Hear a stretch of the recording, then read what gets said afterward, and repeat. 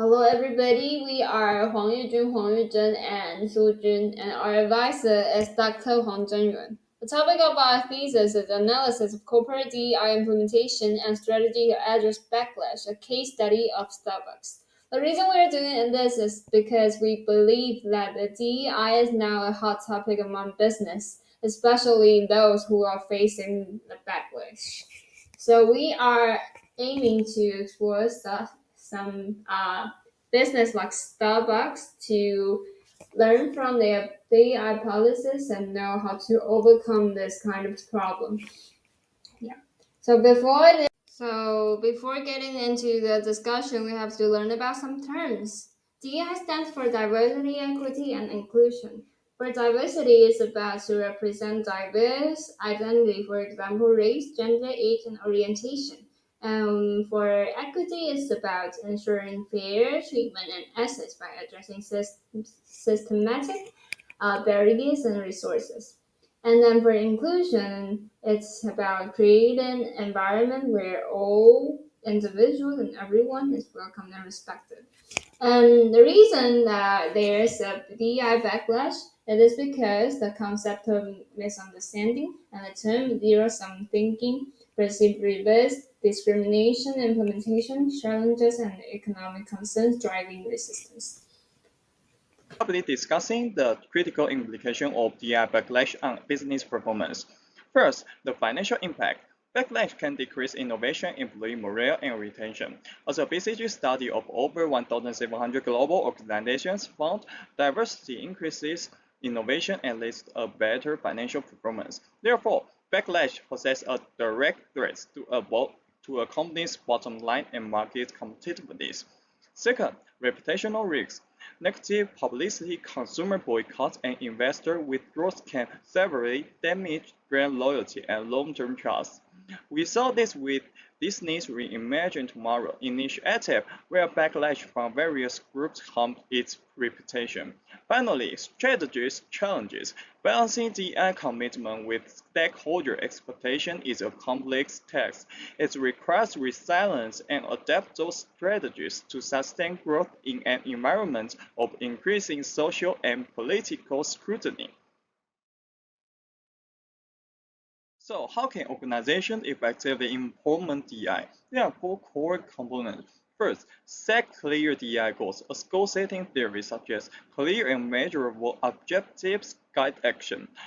Organizations should define the goals based on the demographic data, such as increasing representation or reducing pay gaps.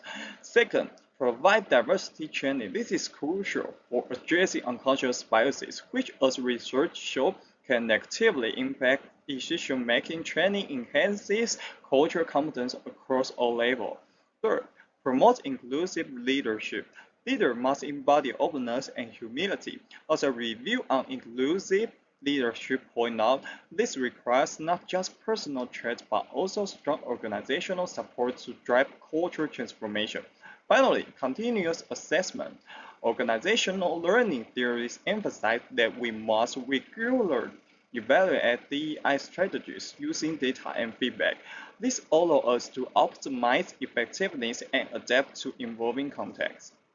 Finally, let's look at the strategies to address backlash, which can be divided into three phases. The first is pre-event preparation. This involves proactive measures like customizing diversity training, establish accountability, and promoting open dialogue to prevent backlash from occurring.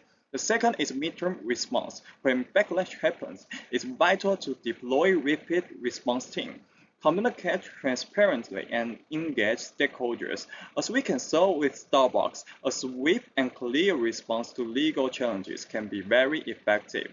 The third phase is post-event reflection. This is about learning from the experience.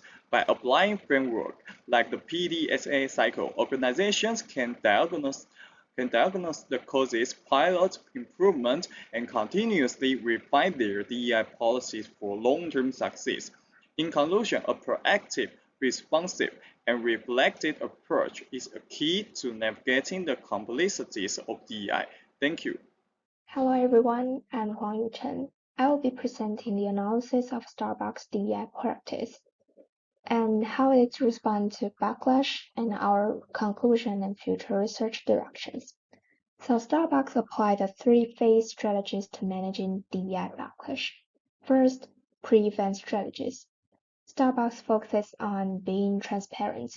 It regularly publishes diversity and pay equity reports to show fairness and openness. It also works with Arizona State University to offer unconscious bias training. These programs help employees understand DEI better and reduce misunderstanding. They also support employee resource groups to create more inclusive work environments. And for recruitment, they have a team that ensures hiring is fair and open to all.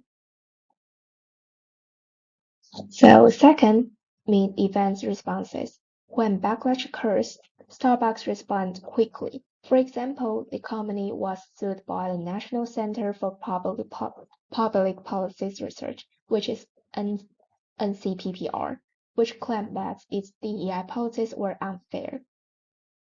And Starbucks defended itself in the court, explaining that its policies supported long-term business goals, and in the end, the court dismissed the case.